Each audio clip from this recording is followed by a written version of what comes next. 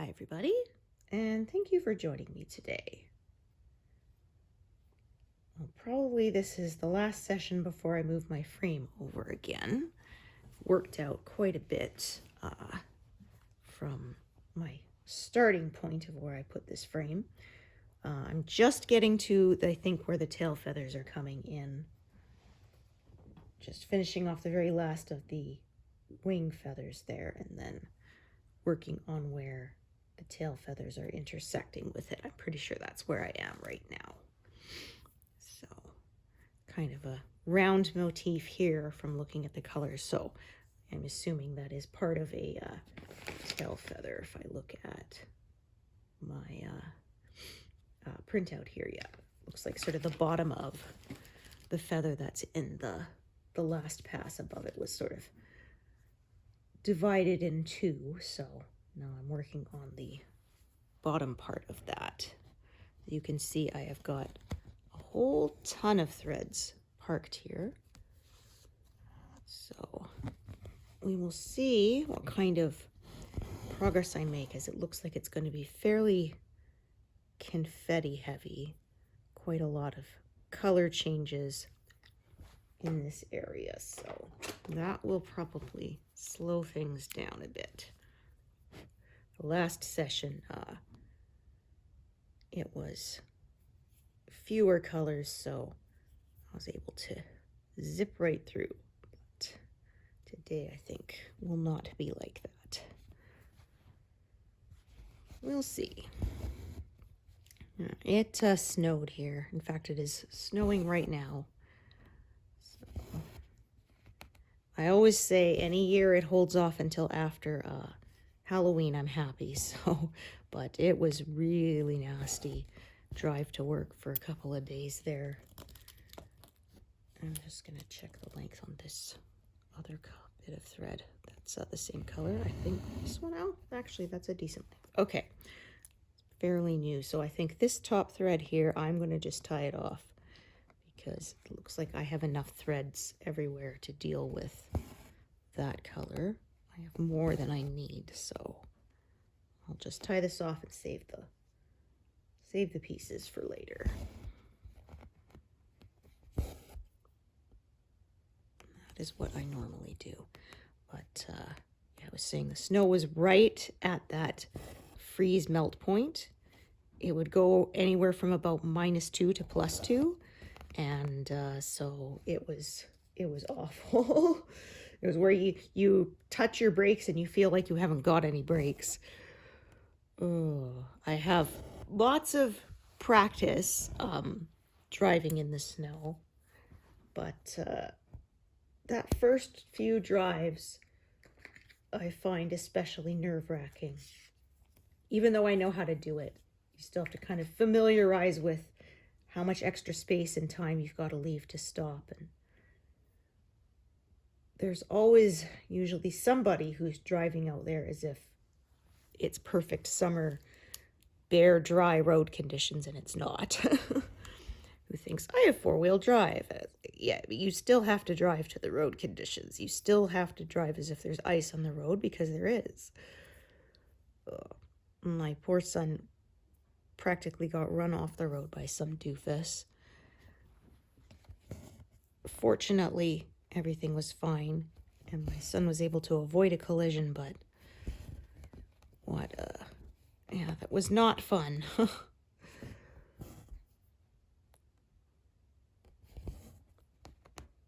I often say I feel like I don't put on much winter weight because the stress of driving in these road conditions burns off the extra calories. Oh dear.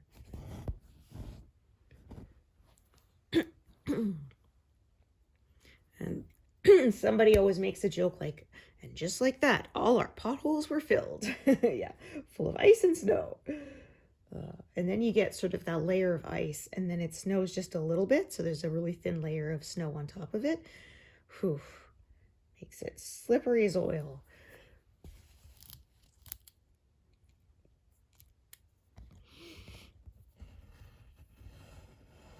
Yeah, snow is pretty. I don't mind it so much when I don't have to go anywhere, but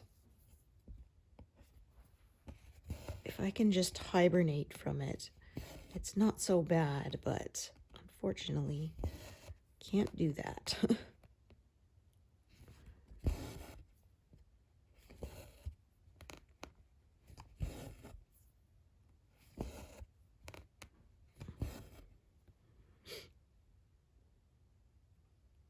So you can see there's kind of almost a circle. Then there's more feathers down here, sort of the edge of the round bit of that feather there that I'm working on currently.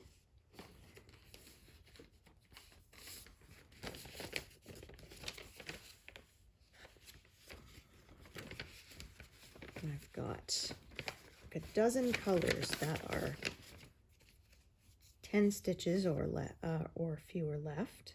So that is fun. My husband got roped into teaching amateur radio again this year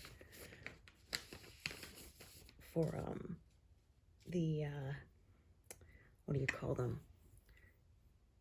You know, the CB radio or whatever. You have to have a license to broadcast and stuff, so he's into that. We actually have a tower in our backyard, and he is licensed, so now he teaches a bit. It's a volunteer; he doesn't get paid or anything. And they said basically the trade-off understanding is that if there was an emergency that took down a lot of our communications systems, you would be expected to pitch in and help relay messages via Morse code and stuff if necessary. So he had to learn Morse code and how to broadcast and stuff. Well, he is a broadcast engineer, so that is why this kind of thing is also his hobby. But he said it's kind of frustrating because he says he's one of the youngest guys in the club. Most of them are older, retired guys. And they always want him to teach it. And he's like, okay, but it's like, I still have a job, a full-time job. And a lot of times it falls on a Saturday. He's like, you don't want to spend your whole, he doesn't want to spend his whole weekend teaching. Needs time to, recover from the work week and have time for your own hobbies and stuff. Because, he loves his job, but it's, it's still a job.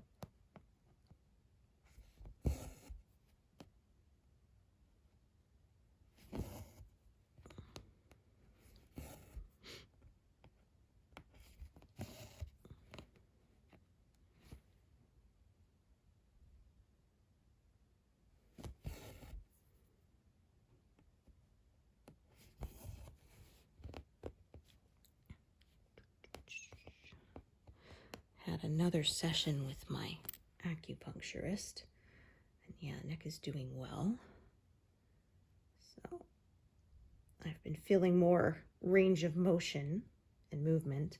First couple of days after my first session is a lot of pop pop as things started moving again instead of being locked up, but it didn't hurt, so it's just a little kind of disconcerting. But yeah, I have noisy joints.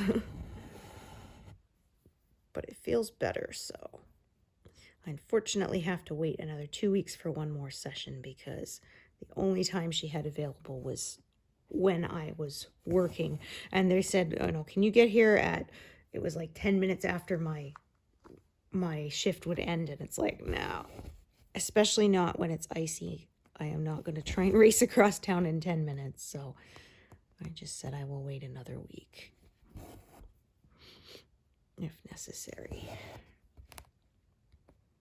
Yeah, she does once a week for a few weeks. We see how it goes. So far, I'm only scheduled for one more session, and then we'll sort of see from there if I need it, because I used up all my coverage for this year, so I have to pay out of pocket now. I think I went in spring or something the last time. things locked up. It was like around March or April, something like that. And I think they do $500 worth of coverage for the year, and a session is about $85. So yeah, it doesn't take too terribly long to use it up, and they don't do any rollover. So it doesn't matter that I was on this health plan for 10 years and never used it. Those don't count. And I said the coverage for glasses is just woefully inadequate. It's like $150 every 2 years, no rollover. I'm like, okay, that'll buy like half of the frame.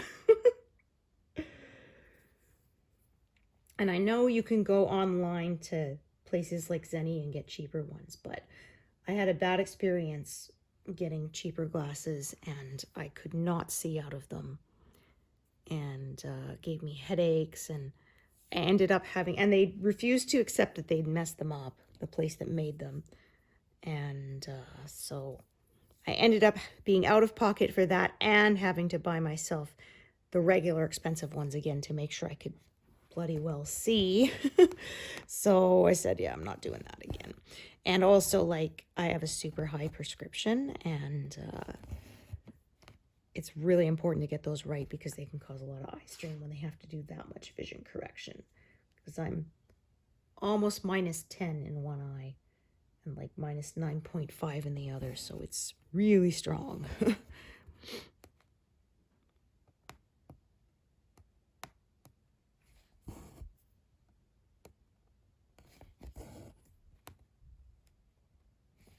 And I started needing glasses when I was like 7, so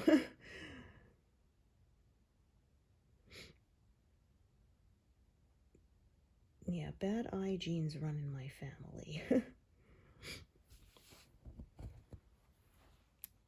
I was actually kind of surprised my parents never really noticed, because both my parents need glasses, and my mom's is like mine, quite severe. My dad's is pretty good, like he only needed it for driving and stuff. And but my mom needs hers constantly, like me. And yeah, they just didn't think to, and it was only caught because I was in 2nd grade and I kept bugging the kid next to me. What does that say? What does that say on the board? Because I couldn't read it. Of course, as a kid, you don't realize that the problem could be your eyes. You think everybody can't see it. And then the kid complained to the teacher, and then the teacher was like, oh, I think you need to go and get her eyes checked. And then they did, and I was already at like -4 or 5 or something. So I probably needed them a couple years earlier, but didn't realize it. I said I really loved the book from Anna. It was required reading, at least here in Canada, when I was a kid. Don't know if it still is, but tells the story of a family from Germany who leaves during the 30s to come to Canada.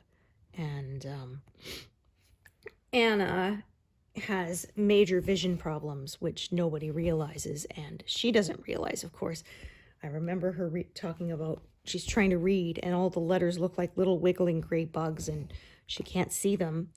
And but she doesn't say anything because she thinks everybody else has the same problem and nobody else is complaining, and she doesn't want to be the one to complain. And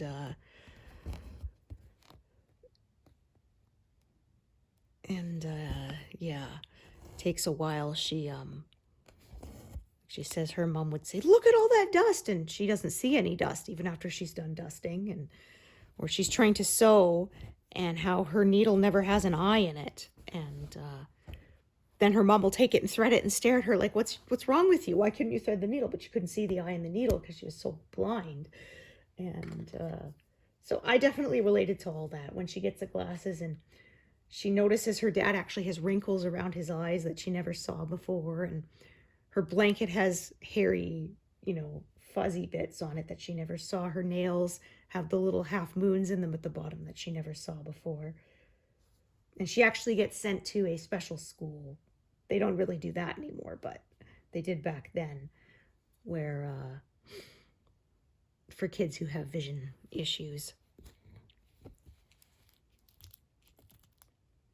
And I think that was back when chalkboards were still black. And they didn't discover until later that the green ones were easier to see. And it's funny because when I was a kid, they still called it the blackboard sometimes, even though it was not black. It was green. Now they have whiteboards and dry erase markers. Or even smart boards, where you connect it to a computer and it shows that instead of the overhead projector like when I was a kid. I remember having to buy, what you might call them, transparencies for you to do the work on, to either write on or print on. Pardon me. When you had a school presentation to do. Pardon me. Gosh, I hated those the most.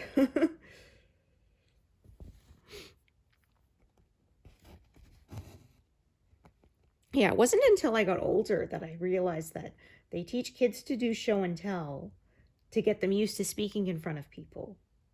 Almost like kind of before it becomes an issue with nerves, because when kids are little, they generally don't have that shyness about it.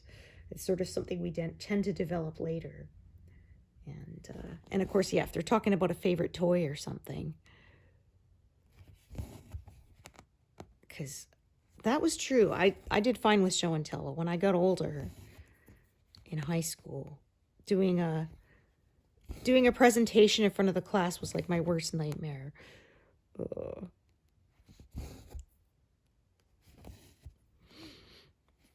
We had to do that in my college course too once. There was one student we had who was from China, and she had gone to some post-secondary education there. So she talked about her experience, which was definitely learned a lot from her. She was saying how they stay on the dorms, and even like how neat you clean your dorm is for marks, and you're only allowed to leave campus at certain times, and if you're back late, they dock you marks and stuff like that. It was pretty interesting. I mean, I don't know if it's like that now, because this was early 2000s, and she was talking about her experience from about 10, 15 years before. So, I mean, maybe things have changed now, who knows. But that was her presentation, and yeah, like, oh sheesh, it's been how many years now? Yeah, I think I graduated 2003, so that was a while ago. Longer than I care to admit.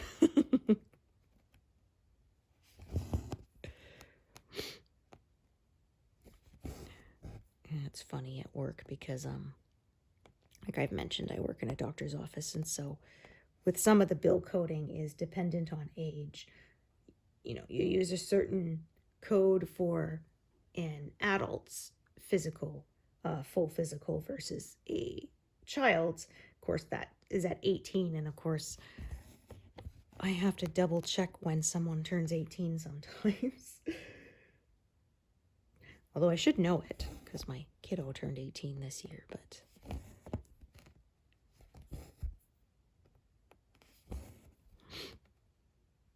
Fortunately, the computer does the math for you. If I look up the patient's file, it'll give the birth date and then say how many years old they are. Or even months old and stuff, depending on if it's a baby.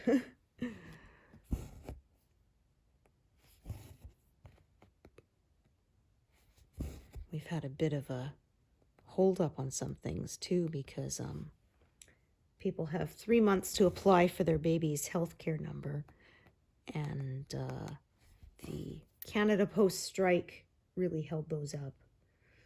So a lot of people have said, like, I have the number but not the actual physical card. Like, is that okay? Because the cards have to be delivered through the mail, obviously, and the full strike is over, but the the general strike is over, but they're still doing what they call rotating strikes. So different areas they go on strike for a few days, and then another area goes on strike for a few days, and so on. So even though the mail is moving again, it is slower, and they are not holding to any of the delivery guarantees. So if you need something guaranteed to get somewhere, you're going to need to go with a courier. And that is still going on, so we will see.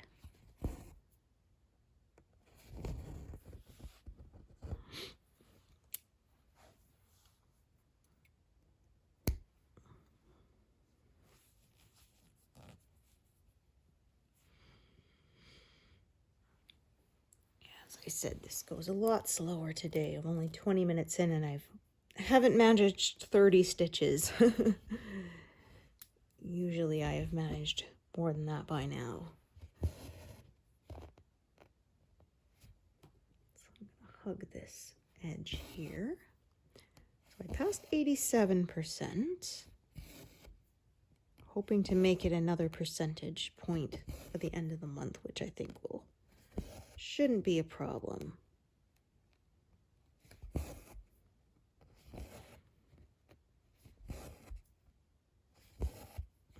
We will see.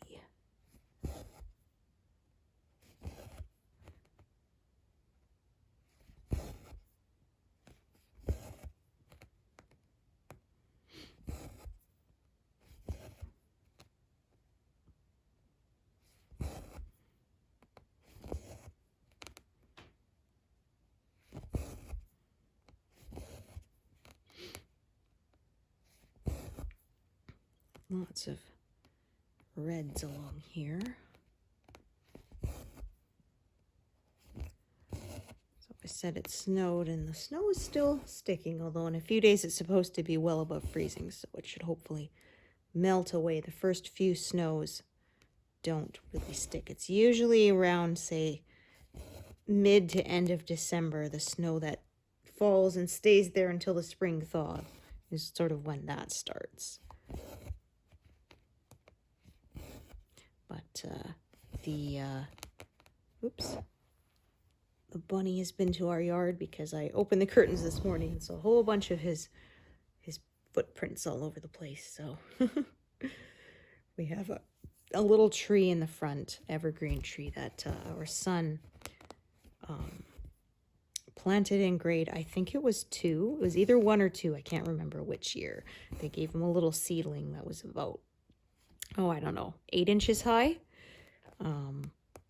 And we planted it in the front yard, and it's now taller than he is. It grew a lot in the last, even just a couple of years. Because I had a picture taken of like last year's first snow and went, oh wow, that tree was like 18 inches shorter than it is today. So before that it was sort of growing 2 to 3 inches a year, but last year it shot up quite a bit. And we'll see, maybe it'll take another rest year or two, because some plants, they grow steadily, and some of them sort of gather energy and then do a growth spurt, depending on the species and possibly the weather conditions and all that too. So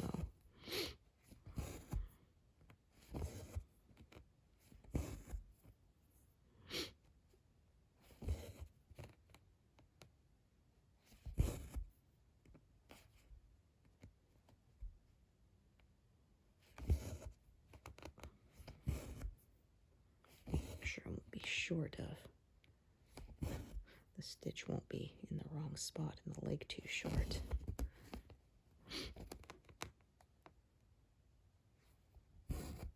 So working at the doctor's office. Oh, actually, I just realized I don't have to tie this off yet. Yeah, I'll just tack it there, and then I'm not going to undo that one pin stitch.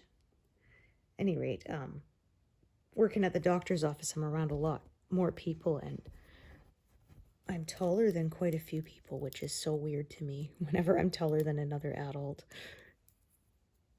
as I've said before, I was always the shortest kid in my class, so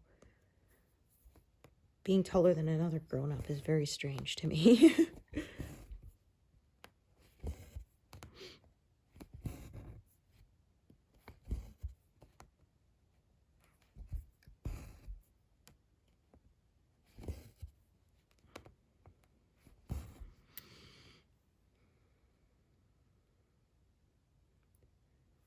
These weather conditions can make it harder for some people. Some people have to come out of town from rural areas to go to this doctor, not just in town. And so, yeah, sometimes I'll get a call the day of and like, we're so sorry we can't make it to our appointment. The roads are so bad. I understand that. There was one lady who wanted to reschedule because they're calling for freezing rain and she has to drive her father because he can no longer drive himself. And she says, and he's the worst backseat driver. She says it's so stressful. So she rescheduled the appointment for hoping when the road conditions would be better. And then, of course, the day that she canceled, it turned out to actually be beautiful and perfect road conditions. Like, bet she was thinking, oh, darn it.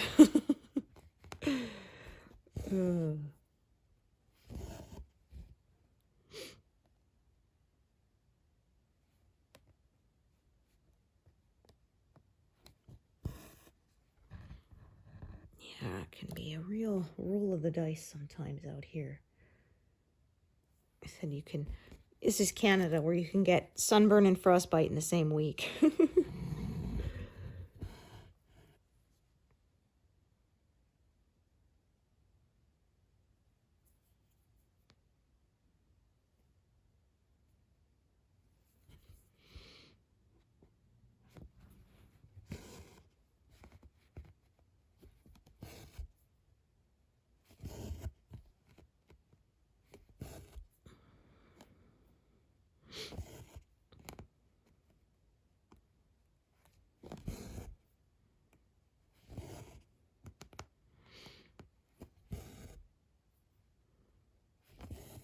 So my grandma, she passed away last year, and my aunt has been was left executor, and she's been dealing with the will. And I said, after all this, I said, it's funny when you see movies where somebody, passes away and the person inherits and like they get the money like a week later, and it's like,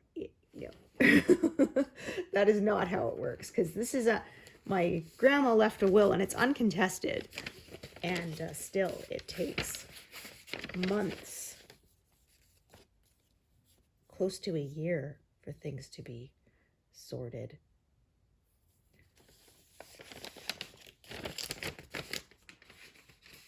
So, like I said, nobody contested it, and it still takes forever as they go through the figuring out estate taxes and all that stuff.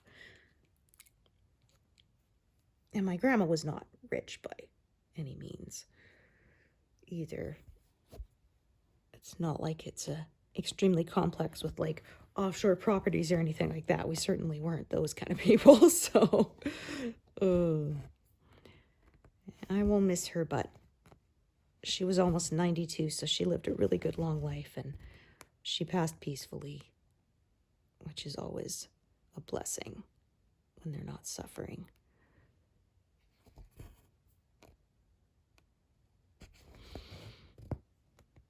They took us camping a lot when I was a kid. We say camping, but it wasn't an RV, so.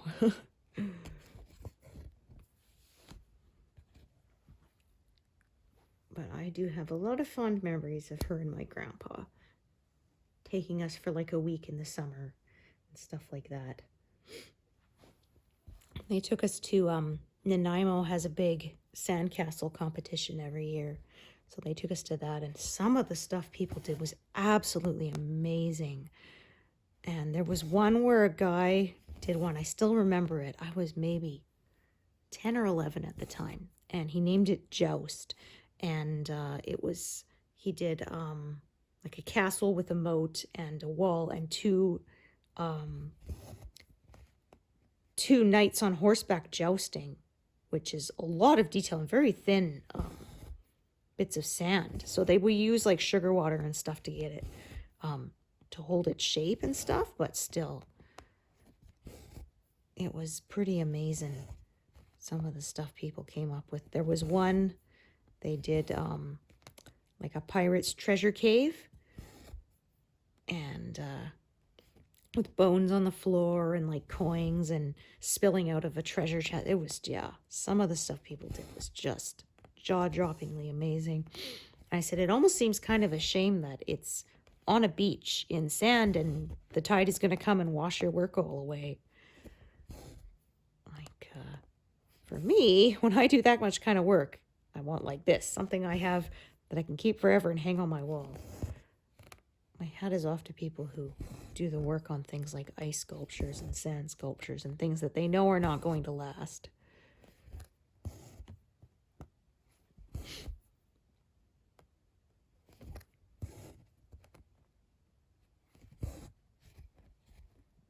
You have to really know what you're doing because you only get a few hours. So if it doesn't work, you don't really get to have time to really start over.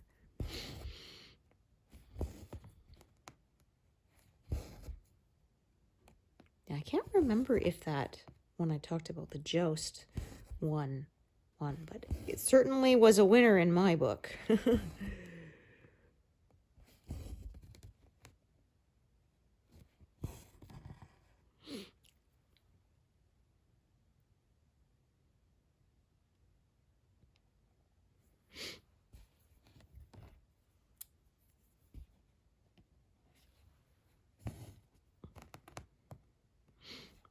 I remember in high school I took a Textiles, Arts, and Crafts course thinking that'll be fun. The problem is I'm not good at some textiles. Oh dear. We had to do a soft sculpture one, which was basically using pantyhose and sewing and stuffing to make a sculpture, and that was really hard. It was not an easy medium to work with, I'll tell you that.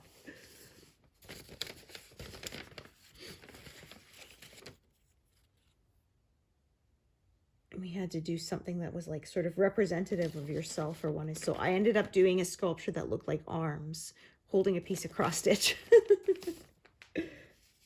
I didn't get the greatest mark on it, but I passed, so good enough, right? Because I kind of liked the previous year. It was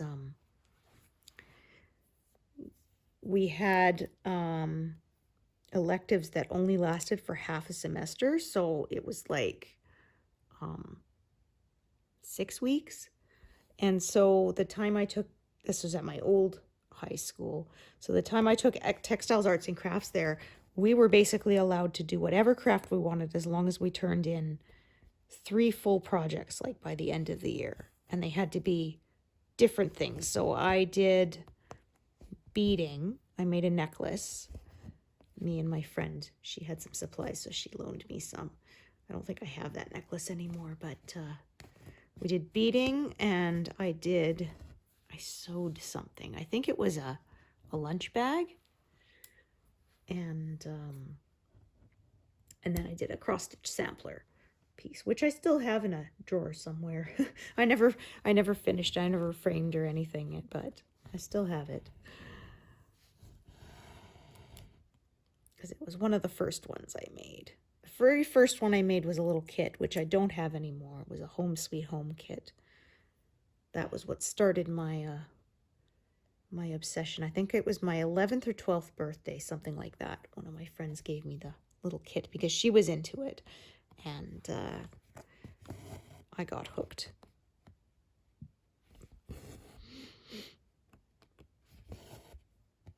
I remember too because they had those specialty sewing machines that can do the embroidery for you, and some of those were pretty cool to watch.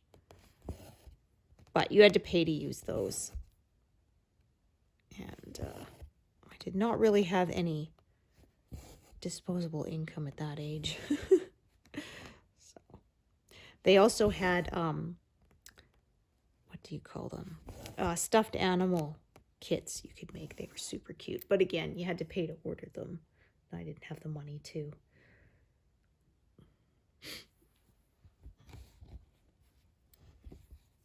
I kind of wanted to do one, but I asked my mom for the money and she said no, so no such luck.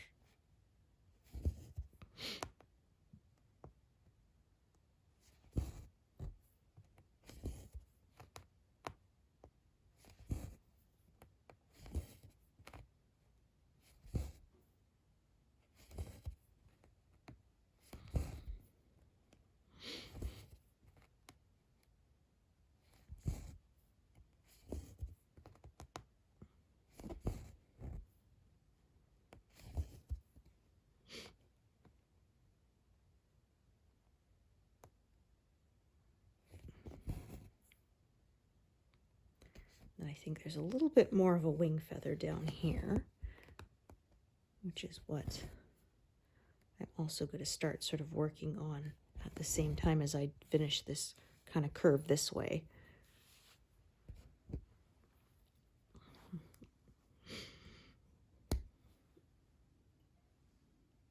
So let me just take a look.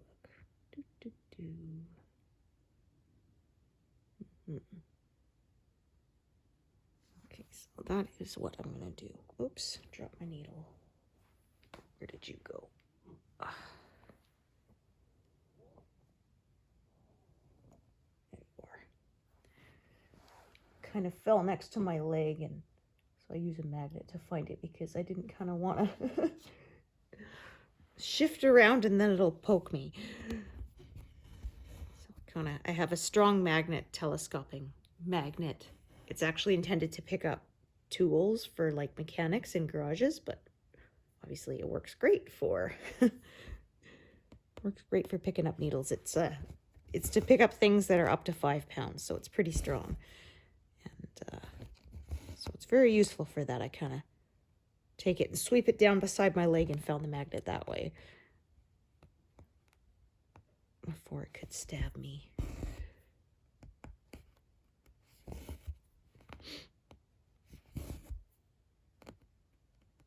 That doesn't look right.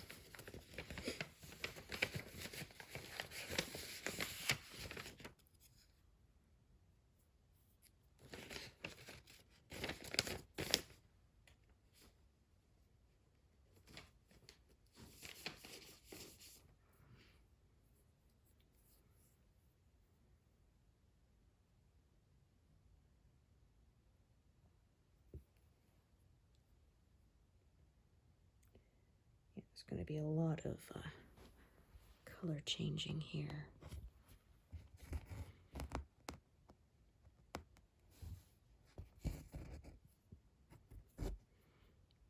This area is quite detailed. And I don't like to close any stitches in, so that does kind of slow things down a little bit, but that's okay, I don't mind.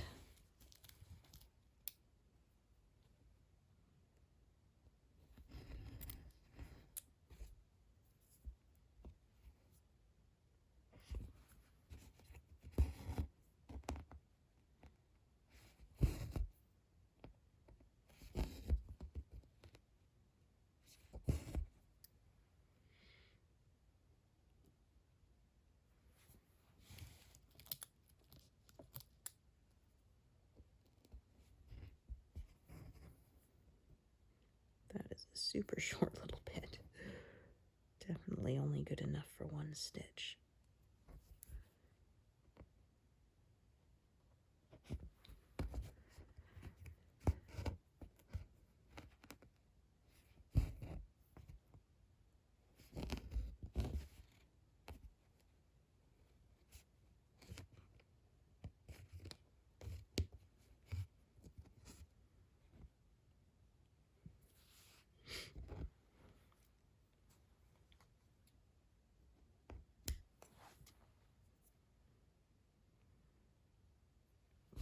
Just gonna look at this strand here. All right, I think I'm gonna look, see if I've got a leftover piece.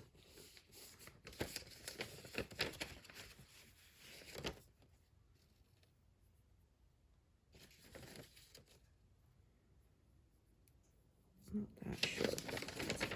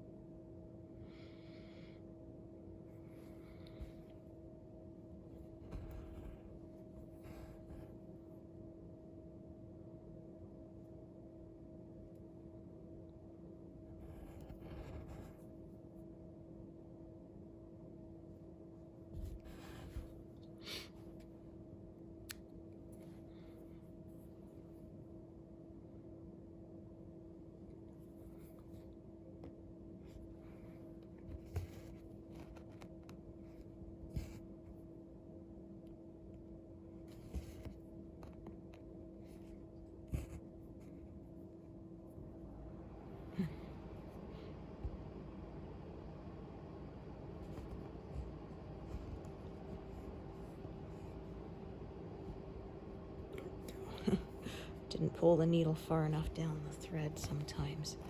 You end up with both strands and the end doesn't want to pop free.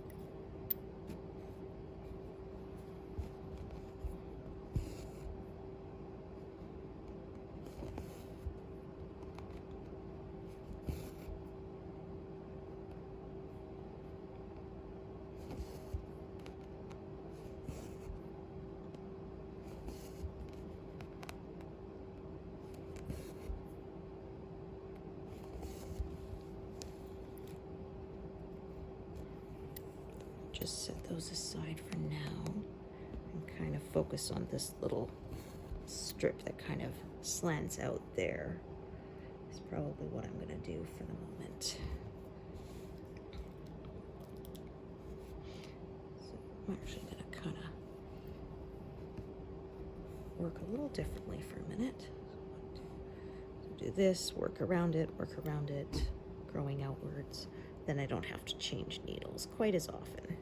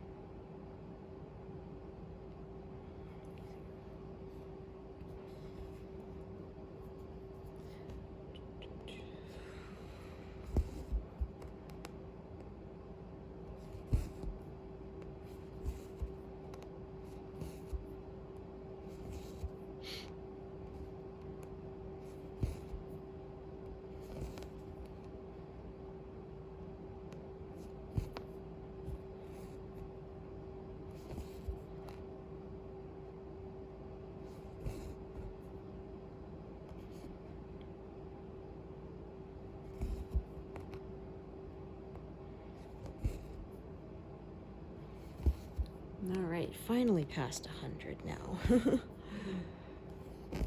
Reached 100, I should say. I did say that this session would be slower because of the confetti, and I was certainly right. Don't think I'll be getting anywhere near around 200 this time.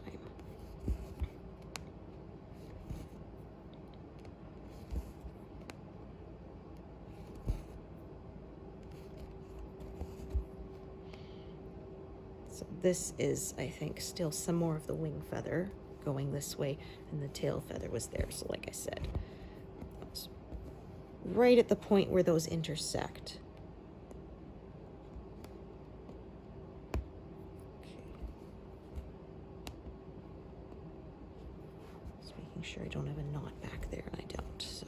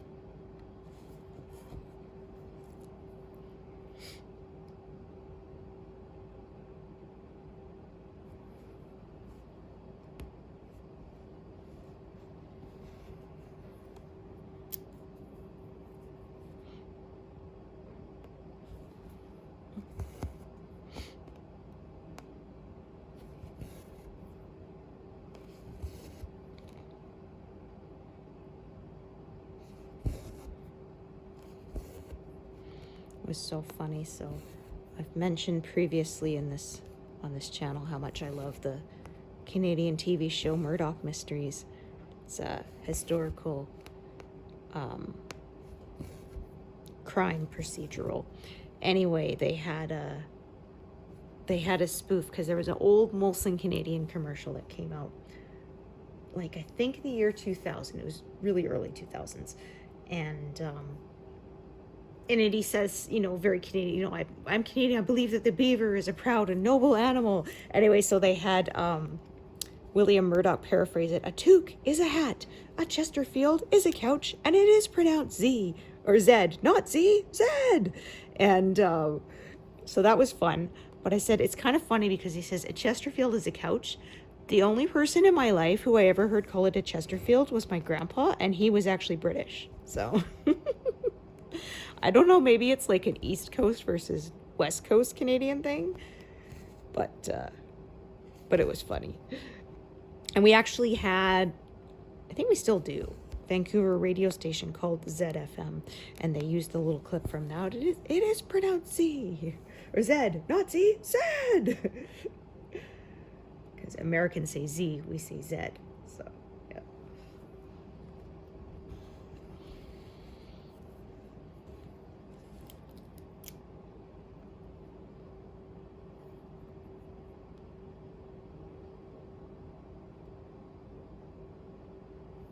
There was also a spoof band called the Arrogant Worms, and I had one called Canada's Really Big. It's quite fun. If I remember, I'll try to put a link to those.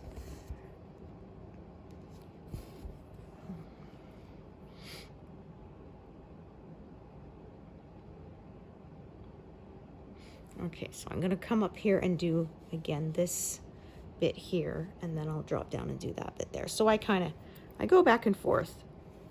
That's how I do it.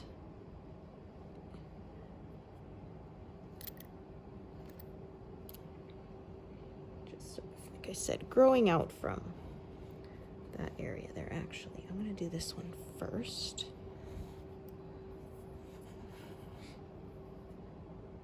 Yeah, it's funny because I was saying, we still learn the ABC song, you know, Y and Z, but Canadians call it Z. So it was kind of funny because once my husband was on the phone with an American company, he had to give, like, it was a postal code or something, and it had Z in it. And he said Z, and they're like, what's that? And he's like, oh, you guys call it Z. They had never heard it.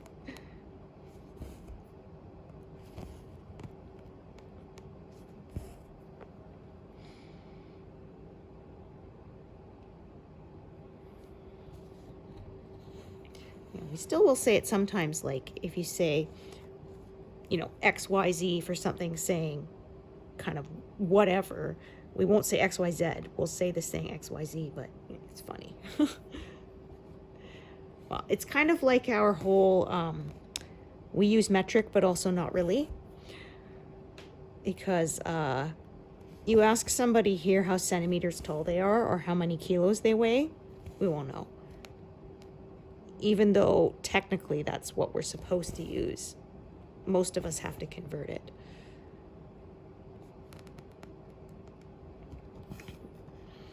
We use kilometers to measure speed, but also time, because things are, you know, cities can be quite far apart here, so we'll say it's 3 hours away, not 300 kilometers away or whatever.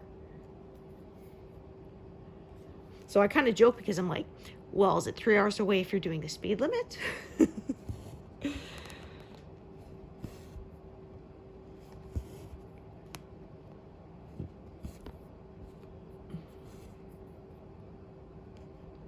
So it's a real mix for us as to whether we use imperial or metric. It really depends upon what you're measuring. Like even temperature, they said, like, well, are you measuring the temperature of the oven when you're cooking or the pool water temperature? Because those will be different. Is it your temperature when you take it with the thermometer? Because we'll use Celsius for that. But like I said, for cooking, we'll say preheat your oven to 400, not 200 C. I always make sure to write the F at the end so that people know, because, yeah, 400 C and 400 F would be very different things. My mother-in-law was actually, she used metric more because they were from Europe, and so they use metric and they actually use metric. So she would use kilos and centimeters, and I don't think I ever heard her use pounds or inches. So, because they came out here when she was in her 20s, so it was pretty well fixed in her mind how to measure stuff by then.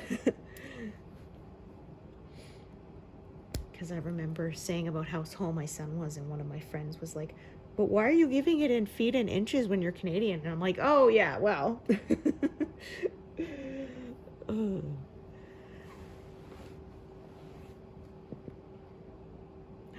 me get into that.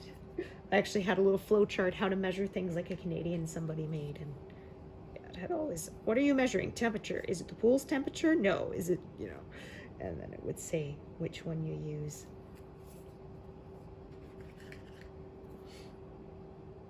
Yeah. Do you use kilometers or miles? Are you measuring, or what do you use to measure? You know, it's like, well, if you're measuring speed, kilometers an hour. If you're measuring distance, time. It's a 2-hour drive away, or whatever it is.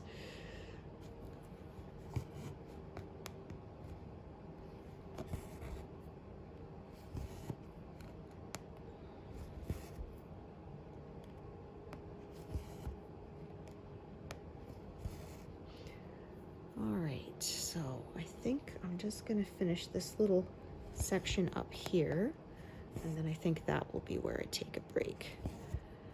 I gotta get up and stretch.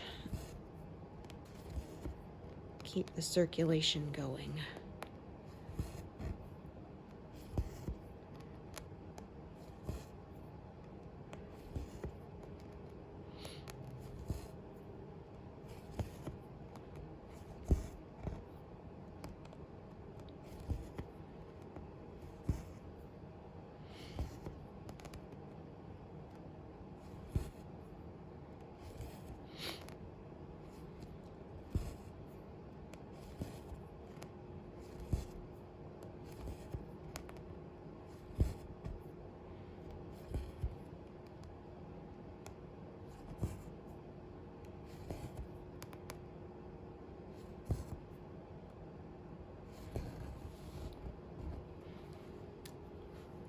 All right, so 132. So not my usual 200, but like I said, that was a really confetti heavy area, so that slowed me down quite a bit.